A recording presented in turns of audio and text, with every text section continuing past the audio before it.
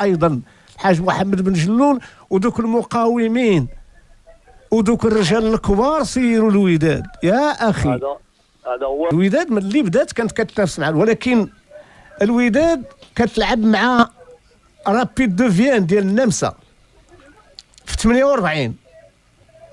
الله. ثم الوداد ايضا في 48 كتلعب مع بطل ديال تشيكوسلوفاكيا. ثم الوداد كتلعب مع غرونوبل، كتلعب ايضا مع ريال مدريد في كأس محمد الخامس في 66 بصعوبة بمركب رياضي محمد الخامس ب2-0. ثم الوداد كتنهزم أمام البايرن ميونخ، كتشوف مع من كانت كتلعب. ثم ساو باولو هذه في كأس محمد الخامس، ساو باولو البرازيلي. الوداد في 1974 كتلعب مع البارسا اللي سجل ضدهم مجاهد الله يطول في عمره. 1976 الوداد مع اجاكس يا اجاكس كرايف.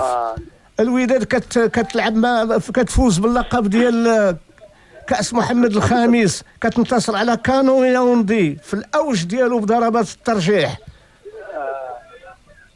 كتعادل مع موناكو في الاوج ديالها. الوداد كتنهزم ب4-2 امام توتنهام، واللي كان ايضا لعب معاهم احمد فارس.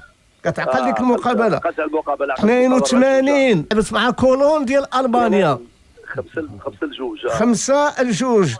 شكون اللي كان كان شوماخر مع الانتر د ميلان ايطالي 1-1 فخر الدين. ليفربول الوداد جات مع زاغالو، لعبت مع فلامينغو، جا مع زاغالو 0 ليميت ليه.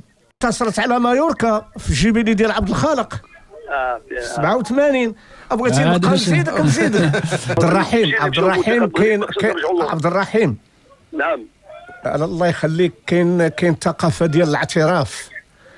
اذا الفريق من 2014 حتى 2023 حتى لدجنبر 2023 باللي كتب الله على سعيد الناصري الله يفرج عليه، الله يطلق في العافيه، يعني 8 ديال الالقاب وفيهم هذا التاهل.